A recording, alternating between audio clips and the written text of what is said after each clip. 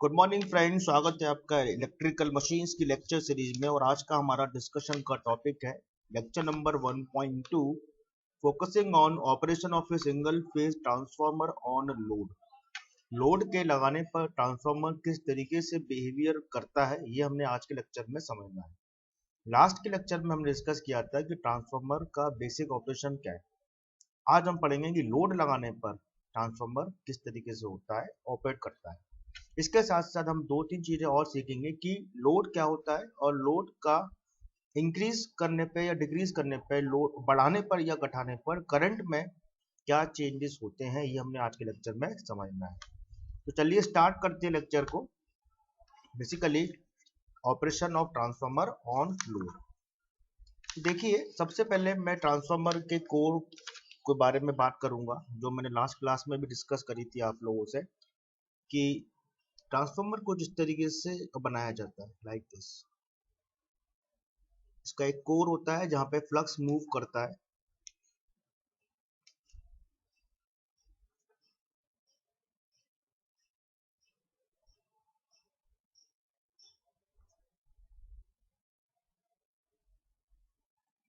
ठीक, हमने सीखा था ट्रांसफार्मर के एक साइड में प्राइमरी वाइंडिंग होती है। इस प्राइमरी वाइंडिंग में आप करंट पास करते हैं alternating, having a voltage of polarity V1। Current जो फ्लो करेगा वो I1। सिमिलरली ट्रांसफार्मर की सेकेंडरी वाइंडिंग होती है, और यहाँ हमने एक लोड कनेक्ट कर दिया है। इस लोड को मैं एक अलग कलर से बता देता हूँ, दिस इज दी लोड।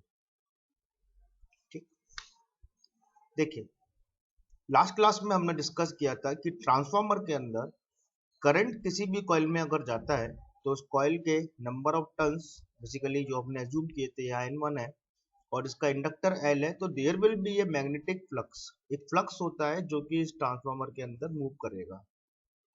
इसको कहते हैं मैग्नेटिक फ्लक्स जनरेट होगा, जो कि इस ट्रांसफार्मर के कोर में मूव करेगा लाइक दिस। इसे कहते हैं फ्लक्स।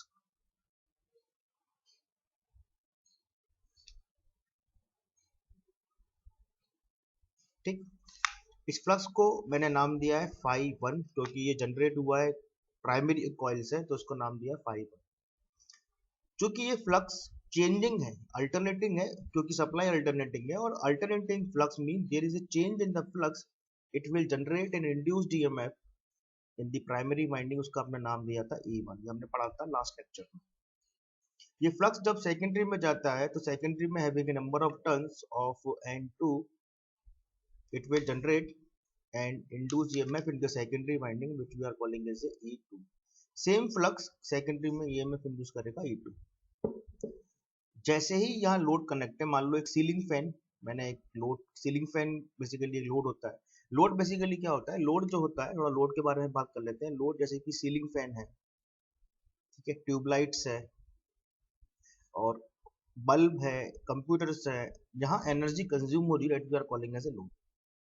तो जो सीलिंग फैन, जब ये मैं कनेक्ट करता हूँ ट्रांसफार्मर के सेकेंडरी में, कोई लोड कनेक्ट करता हूँ, तो उस लोड को सेटिस्फाई करने के लिए एक करंट आएगा I2।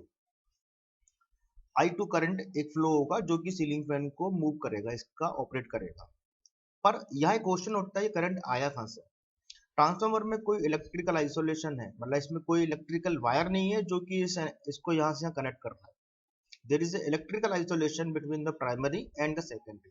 तो ये करंट कहाँ से आया? ये करंट बेसिकली आया है इंड्यूस्ड ईएमएफ E2 से। E2 करंट लेकर आया है I2।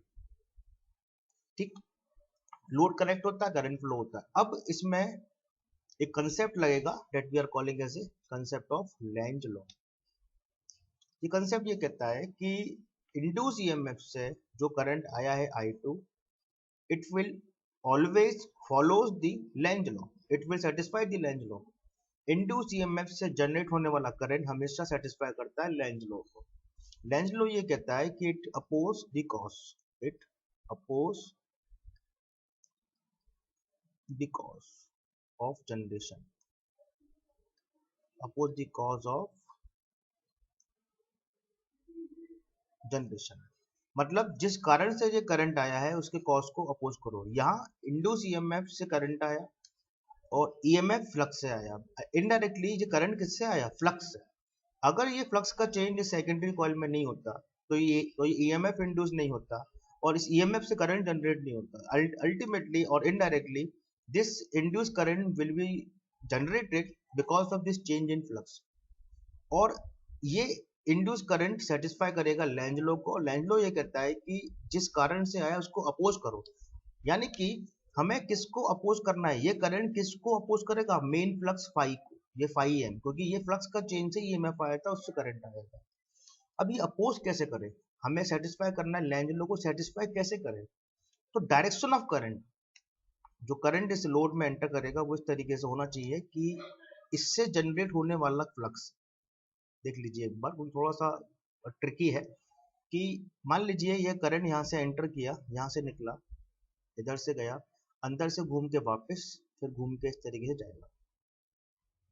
अगर मैं राइट हैंड कर्ल रूल लगाता हूँ तो आप देखेंगे राइट हैंड कर्ल रूल से तो ये करंट जो इसमें मूव कर रहा है इट विल अगेन जनरेट से flux which is in opposite direction of the main flux phi 1 like this। तो ये करंट जब मूव करेगा तो इसका डायरेक्शन कुछ इस तरीके से होगा कि ये अपने मेन फ्लक्स को अपोज करेगा। जैसे direction of the flux phi 2, इसका आपने नाम दिया है phi 2। डायरेक्शन ऑफ करंट अगर आप ये मानते हैं तो ये आप देखेंगे करंट यहाँ से मूव करेगा, राइट हैंड कर्ल रूल लगाएंगे where thumb indicates the direction of the flux और द फ्लक्स इस मेन फ्लक्स को अपोज करेगा to satisfy the Lenz law, इस तरीके से।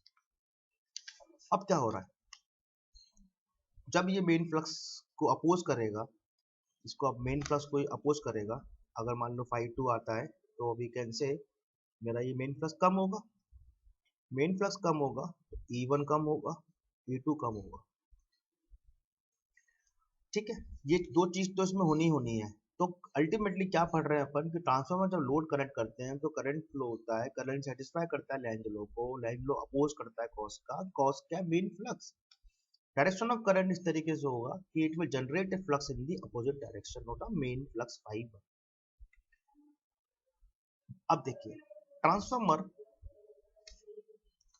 बेसिकली ट्रांसफार्मर के अंदर फ्लक्स हमेशा कांस्टेंट होता है। जो मेन फ्लक्स है जिसको आप बोल रहे हैं phi 1, ये हमेशा कांस्टेंट होता है। क्यों, क्योंकि आपने देखा है आपके घरों में 220 वोल्ट आता है, मतलब 220 वोल्ट आपके घरों में आता है, लाइक 220 वोल्ट। मेरे घर में हर कमरे में 220 वोल्ट आता है।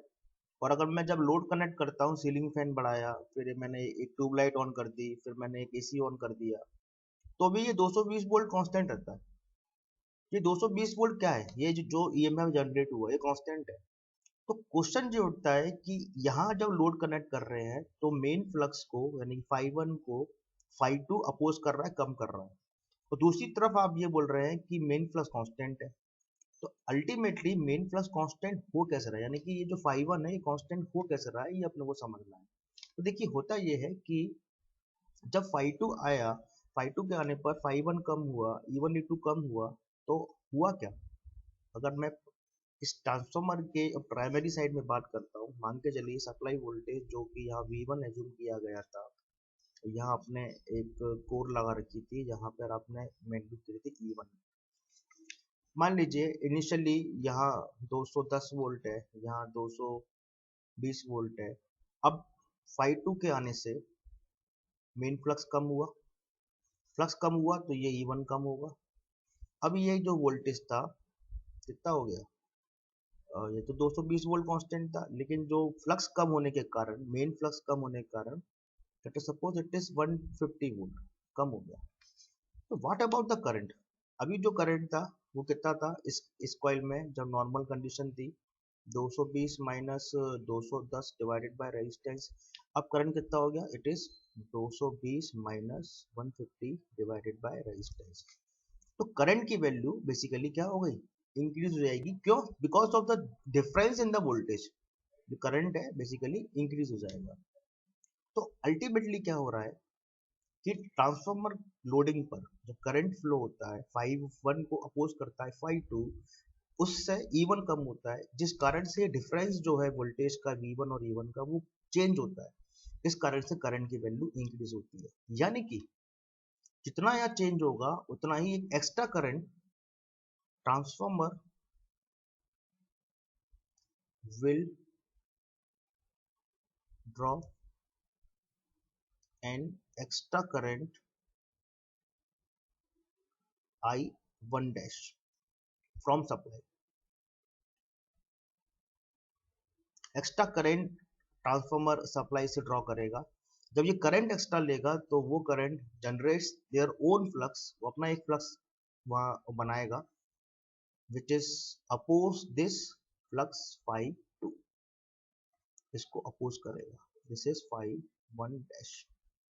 तो अल्टीमेटली पूरे सिस्टम में अगर बात करते हैं तो पहले फाई 1 आया, फिर उसको अपोज करने फाई 2 आया, फिर इसको एक्स्ट्रा फ्लक्स आया फाई 1 डैश, और इसको वो एलिमिनेट कर देगा। तो रिजल्टेंट फ्लक्स मेरा जो फाई बचा वो बेसिकली क्या हो गया, constant. This is the operation of transformer on load. Load बढ़ता है, फाई 2 बढ़ता है, फाई 2 के साथ साथ उसी स्टैंड पर जो कि जो डिफरेंस आ रहा है वोल्टेज का, ये डिफरेंस जो वोल्टेज का आ रहा है, इसको इस कारण से करंट एक्स्ट्रा जो होता है बढ़ता है।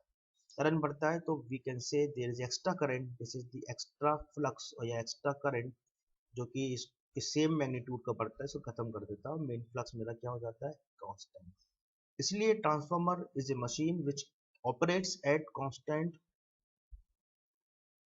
Frequency, frequency constant, flux constant end voltage remains constant. ये कहानी होती है ट्रांसफार्मर के बेसिक ऑपरेशन ऑन लोड की। लोड इंक्रीज करते चले जाएंगे, मान लीजिए मैंने यहाँ पे सीलिंग फैन की जगह ट्यूबलाइट इंक्रीज कर दी, यहाँ करंट बढ़ेगा, ये करंट बढ़ेगा, ये करंट बढ़ने के साथ साथ यहाँ पर भी ये करंट की वैल्यू बढ़ जाएगी, जिस कारण से ये दोनों कैंसिल हो जाएंगे और मेन फ्लक्स मेरा कांस्टेंट बना रहेगा। तो लोड के इंक्रीज होने पर वोल्टेज पे कोई ज्यादा फर्क नहीं पड़ता, वोल्टेज जो होता है इंड्यूस ईएमएफ में वो कांस्टेंट रहते हैं, because extra current extra flux देगा और वो जो अपोज कर रहा था फ्लक्स को हटा देगा, कैंसिल कर देगा। That's why transformer is a constant flux machine. It is a constant voltage machine operated at a constant frequency. ठीक है, मेरे समझता हूँ आपको समझ में आया होगा। अच्छा, एक चीज और समझते हैं कि लोड का पे करंट का क्या फर्क पड़ता है। मान लीजिए यहाँ एक करंट है आई, ठीक, और यहाँ मैंने एक सीलिंग फैन लगा रखा है। सीलिंग फैन फॉर एग्जांपल ले रहा है 0.5 एम्पियर करंट, तो अभी आई कितना है, 0.5। लोड इंक्रीज करते हैं हमेशा अब आप पैरेलल में, बिकॉज हर जगह वोल्टेज कांस्टेंट है। मैंने यहाँ लगाया एक एसी, मैंने एसी लगा दिया, मान लीजिए एसी ले रहा है 1 एम्पियर करंट, तो ये कितना हो जाएगा, इट इज 1.5, 0.5 प्लस 1 बिकम 1.5। मैंने एक सीलिंग फैन यहाँ और लगा दिया जिसकी जो ले रहा है 0.5 एम्पियर, ठीक है, तो ये कितना हो जाएगा, इट इज 2 एम्पियर। अल्टीमेटली हम अगर लोड को बढ़ाते हैं, अगर आप लोड को बढ़ाते हैं तो करंट जो है जो कि लोड में फ्लो हो रहा है, overall current, total current becomes increases. तो लोड इंक्रीज करने पर, इलेक्ट्रिकल लोड हो चाहे मैकेनिकल लोड हो, लोड को इंक्रीज करने पर करंट का मैग्नीट्यूड बढ़ता है।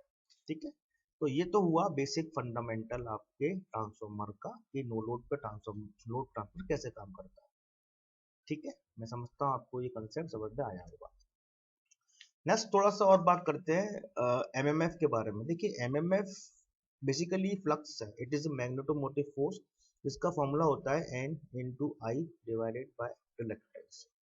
अगर मैं इस कोर की बात करता हूँ, जनरल जो कोर हमने अभी सीखी हुई है, इसमें फ्लक्स प्रोड्यूस होता है जो कि फ्लक्स मूव करता है।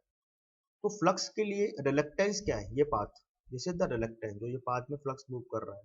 जैसे वायर के लिए resistance is the basically oppose to the flow the current, जैसे द रेजिस्टेंस होता है I is equals to V upon R। Similarly flux के लिए, flux basically MMF is equals to flux is equals to the जो होता है reluctance. तो यहाँ आपने देखा तीन तरीके के फ्लक्स आए थे। पहला फ्लक्स कौन सा आया था, phi 1 is because I1 upon reluctance. दूसरा फ्लक्स कौन सा आया था जो कि फाई 1 को अपोज कर रहा था, it is phi 2 to satisfy the Lagrange law, that is N2 I2 upon reluctance। इन दोनों का रिलक्टेंस सेम है, क्यों, क्योंकि इन ये जो फ्लक्स है वो इसी में मूव कर रहे हैं, ठीक है। फिर नेक्स्ट एक्स्ट्रा करंट सप्लाई से आई थी जो कि अपने साथ एक फ्लक्स लेकर आएगी phi one dash, it is N1 क्योंकि प्राइमरी वाइंडिंग से बना था, it is having I1 dash upon reluctance. Magnitude wise phi two equals to phi one dash, क्यों? क्योंकि फाई वन को अपोज किया फाई टू ने और इसको फिर अपोज किया phi one, overall these are equal, cancel out.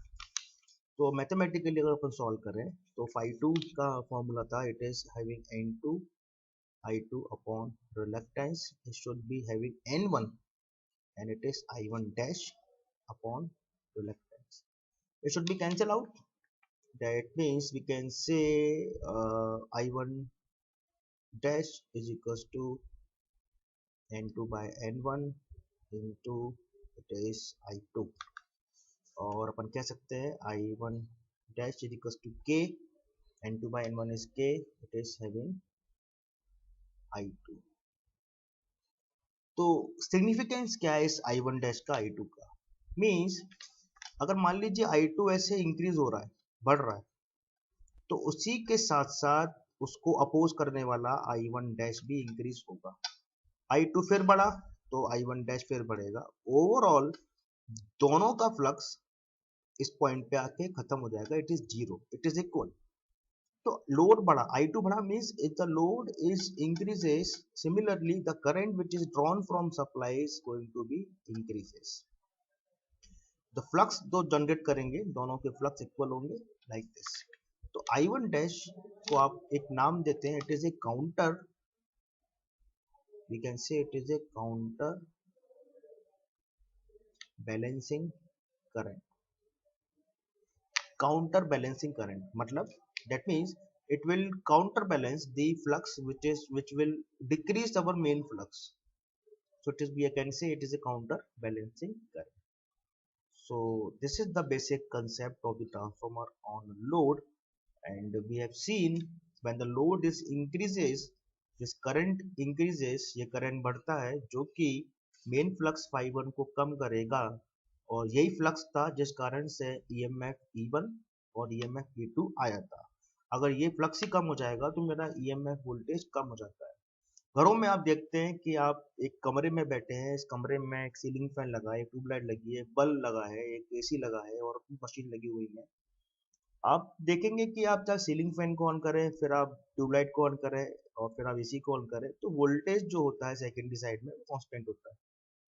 क्यों? क्योंकि जो लोड इंक्रीज कर रहे हैं, करंट बढ़ रहा है, होना चाहिए था फ्लक्स कम, ईएमएफ कम होना चाहिए, पर होता नहीं है। क्यों? क्योंकि सप्लाई से एक्स्ट्रा करंट ऑटोमेटिकली उसी पल, उसी इंस्टेंट पर जैसे आप लोड बढ़ाते हैं I1 बढ़ता है। क्यों बढ़ता है? Because of this voltage difference. ये वोल्टेज डिफरेंस कारण करंट बढ़ता है और उसके बाद वोल्टेज हमेशा हमारा कांस्टेंट रहता है बिकॉज फ्लक्स कांस्टेंट रहता है। So this is the operation of transformer on load, and this is the concept that the load increases, current increases, and we have seen the counterbalance concept. So I think this is the end of this lecture. मैं समझता हूँ आपको lecture पसंद आया होगा। अगर आपको lecture मेरा पसंद आता है तो मेरे वीडियोस को आप लाइक करें, सब्सक्राइब करें, शेयर करें यूट्यूब पर, और इसको डाउनलोड कर सकते हैं मेरी वेबसाइट से, जो कि लिंक आपको फेसबुक पेज पे मिल सकती है और आपको यूट्यूब पे मिल सकती है। अगर आपको कोई डाउट है, कोई प्रॉब्लम है, कोई शिकायत है, आप फेसबुक के थ्रू मुझे बता सकते हैं, तो जुड़ सकते हैं। So I think this is the end of this. Thank you very much, thanks a lot, जय हिंद।